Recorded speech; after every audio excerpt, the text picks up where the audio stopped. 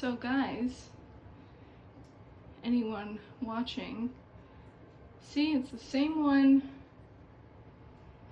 featured in the video. My goodness, it's very colorful. I like the green. Okay, so before I show you more footage, I just want to let you know that since early 2022, I have seen repeating number sequences, and I felt like it was leading me to visiting this costume shop. Because it started out with the numbers 111, 1111, 222, 444, and recently it has become also 333, 555, 1144, 1133, and 1122. And when I was rewatching a lot of Celina's videos a while back, and I was watching the one where she investigated this shop, she mentioned the town, and I was like, wait a second, that's here. That's where I am. And I looked up the shop, and the street number is 111. So I'll tell you a little bit more about my spiritual experience and more of the reasons why I think it was super important for me to come here, but just let's look at some more footage of the shop first. This is it, I think. This is the spot where something seemed like it was trying to possess Celina.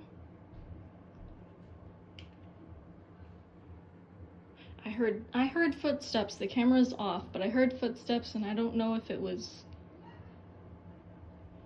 someone upstairs, because the shop's not empty.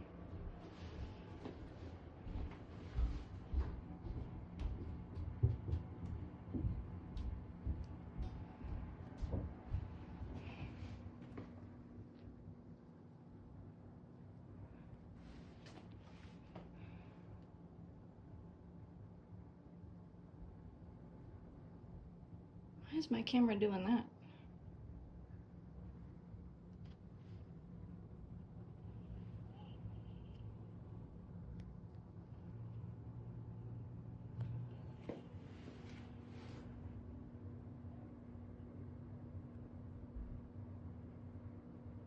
I swear I'm seeing something happening with the lighting on my camera.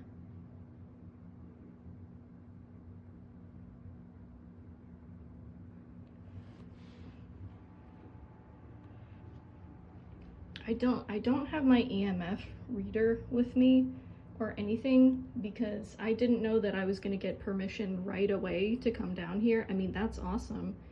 But yeah, I only have my phone, so I guess I'll see whatever I can capture. Pretty spooky stuff. The roaches are, that's kind of blocked. It's like really well done. Oh, I see arrows pointing, and it's very dark.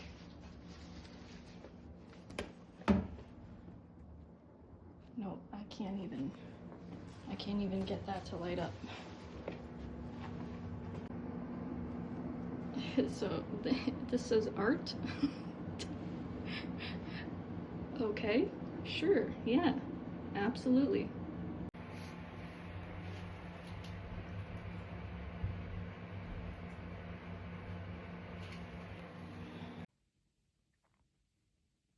Okay, so just before you see the next clip, I want to let you know that I recorded the conversation where I asked these questions to Dotsie, the shop owner, without her knowing that I was recording. I then asked afterwards and said that, like, hey, I wanted to get the most, like, authentic answer possible. So I didn't say that I was recording, but can I use that footage? And she said it was okay. So I want to let you know I did get permission.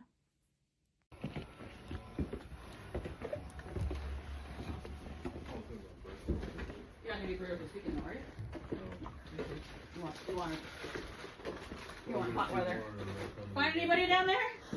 Well, I heard some footsteps that sounded more faint. Right. Like it wasn't, you know, someone physically walking. It was like the imitation of footsteps almost. Yeah. And I don't know if it's because that door is heavy, but when I came back up, it seemed like someone had like pushed it into the frame. Yeah. So they also locked a closet from the inside last week. Okay. I had to pry it open. So this is a habit for them. Yeah. Can I ask, do you think they like Halloween or? So the way that I've owned this building for 22 years, and the way that it goes, it comes in waves. It doesn't really have anything to do with the time of year. Okay. It just comes and goes. So it's like they'll get really, really active for a while, and then you won't hear anything for a couple months. The apartment upstairs, people have seen full body older man up there. Okay. Also in the basement. Like my daughter one time came up and she's like, "Who's the little guy in the basement?" I'm like, "There's somebody in the basement." Yeah, so yeah, it just comes in waves, and it's just, they said they've been very active lately. I had some people downstairs doing some decorating in the haunted house yesterday, and they were just like, "Oh my god, they wouldn't leave me alone." But like I said, they locked a closet. Okay, 22 years, this closet's never been locked, and all of a sudden it was locked from the inside. I'm like, wow. You guys. Hi. I'm just here for a pickup for a balloon. So very recently on my channel, I posted a video called A Serious Talk, where I discussed some kind of heavy things in relation to why YouTube is important to me and some personal stuff. And to give you a too long didn't read, as it kind of connects to the significance of this video, I, due to disability, don't have a job. So I, at 26, am still living with the people I lived with before I turned 18, which is not, emotionally, it's not the healthiest. I won't go into it too much, but YouTube has kind of been something to where it's like, I wish I could have the luxury about not worrying about the money-making part, but like, when building future stability is kind of contingent on getting it to work out, you don't have the luxury of being like, it's fine if it's, you know, doesn't do as well as I would hope, because if it doesn't do as well as you would hope, oh no, you know? So because of the repeating number sequences I've been seeing, I've just been like, okay, this has to be related to everything I'm trying to do to get more quality of life. And I just felt like coming to the shop that Celina went to has to be significant for me in some sort of way. And of the 4,000 something subscribers that I have on my channel right now, most of them were from TikTok compilations that I had to move from this channel a few months back because I didn't realize that's considered reused content as far as YouTube is concerned. And if you have that on your channel cannot be monetized. And if you delete the videos that did the best in the algorithm on your channel, that really sets you back, which is what happened when I had to move those compilations. So it was not really a real foot in the door in terms of like having the channel and the videos do well in the algorithm. It kind of screwed me over in some ways. So I'm now like, I need a genuine foot in the door. And this video, visiting this place that was visited by another YouTuber who also does ghost hunting videos, and also has gone through a lot of, you know, really deep personal stuff the way that I have. Like, I relate to Selena in some ways. It felt like something that needed to happen. It felt like something that I needed to do. And I got a bunch of extra signs that day, both before I got to the shop and when I was in the shop. And so that's kind of what I want to talk about next. So when I was walking to the costume shop, because I had never been there before, so I was looking online at the online map, which didn't help me that much because dyscalculia, I was like, oh, anyway. I was on a trail on my way to downtown, and I was going in between humming and singing Ballad of the Witch's Road, which I know is a fictional song, but even things that are fictional, if you give them power, it can mean something, and some of the lyrics in that song is familiar by thy side. And as I'm going down the trail, a cat walks by.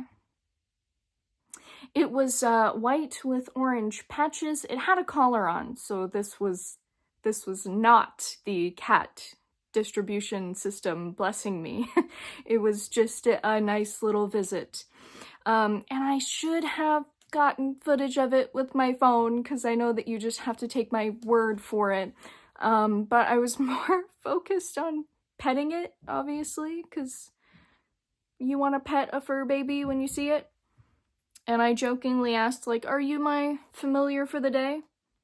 But when I was walking downtown, like, trying to navigate to get to the shop, I was paying a little bit more attention to a lot of the places downtown than I usually do. And my eyes set on this, like, cat rescue and adoption. And the number of the building is 333. One of the other sequences that I keep seeing. I don't know. Like, it all has to mean something. So when I get in the shop, I did not expect to be given permission to check out the basement, which is the most haunted part of it, right away. So I only had my phone. I didn't have, like, my EMF or anything. Like, it would have been smart of me to bring this, but I just did not think to, because I didn't think that I would get permission right then and there. But I did, which was very nice. It's very interesting.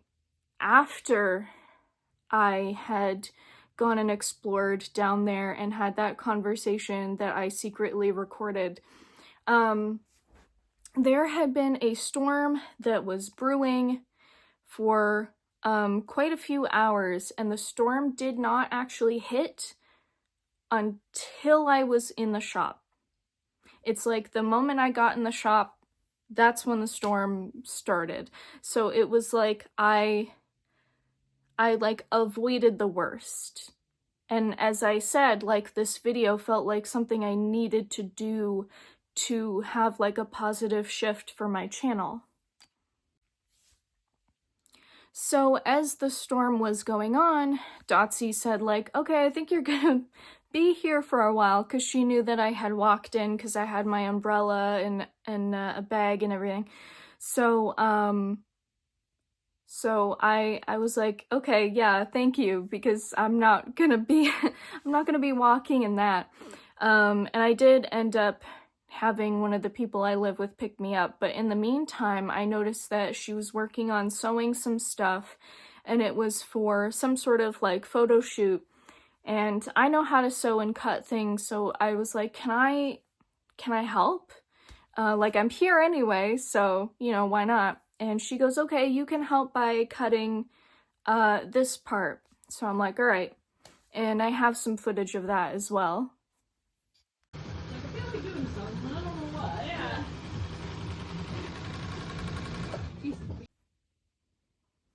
And as I'm helping out, there is a playlist that is going off in the store. And what was interesting about it is that this was not like your top 10, like whatever's popular now on the radio. These were very, very specific songs. One of them was a Never Had a Friend Like Me electro swing remix, of which there's more than one of those on YouTube, but it was a very specific one. And there were some other songs that were like very specific remixes, and I knew every single song on the playlist, every single one I was familiar with. So I was like, all right, universe, thank you for laying it on thick here. And so at one point I'm like, hey Dotsy, can I just quickly pay for like the items that I picked out so that I have it ready to go when I get picked up? And she says, well, you're not paying. That's your pay for helping me out. So I ended up getting a couple of things for free. And those things also seem to be significant signs that I found them, because one of the things that I got is this wire wrap ring. And it looks kind of like the Triskelion. For those of you who are familiar with that symbol, I have a sweater. I have like a gothic witchy sweater somewhere around here that has that symbol on it. I just can't see it. My room is a little bit messy right now. Anyway. The other thing,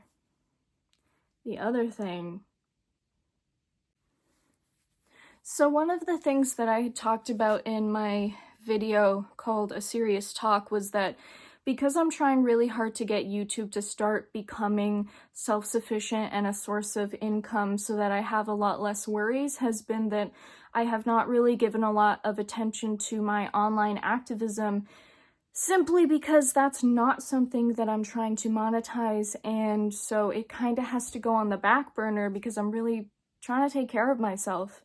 So I just haven't really been at it. But the activism account is called The Feminist Targaryen, and the Targaryens are all about dragons, and way beyond like House of the Dragon and Game of Thrones and whatever. Ever since I was a kid, I was really obsessed with dragons. And when I'm looking around the costume shop, I see this, and it's the only one in stock. This dragon sword prop. And Dotsy... Sorry, I dropped my phone because I'm clumsy. Dotsy mentioned how her daughter like loves to draw dragons. So I was like, okay, that's another weird like thing that makes me feel like connected. Even at one point, Dotsy was like, it feels like you belong here. It feels like you match with the store in a way. And another interesting thing is the packaging that the sword came in is this like purple, cloudy, lightning background. And there is this building that exists in town, and the path that I took to walk to the costume shop meant walking by it, and it is a purpley mural with storm clouds and lightning as well, like very, very similar looking. So that was another thing where I was like,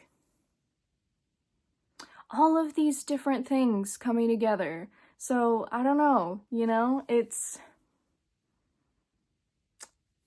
like, you could play devil's advocate and be like, it's all a bunch of coincidences, but like, ever since early 2022, it's been stuff like that all the time, to where I'm like, I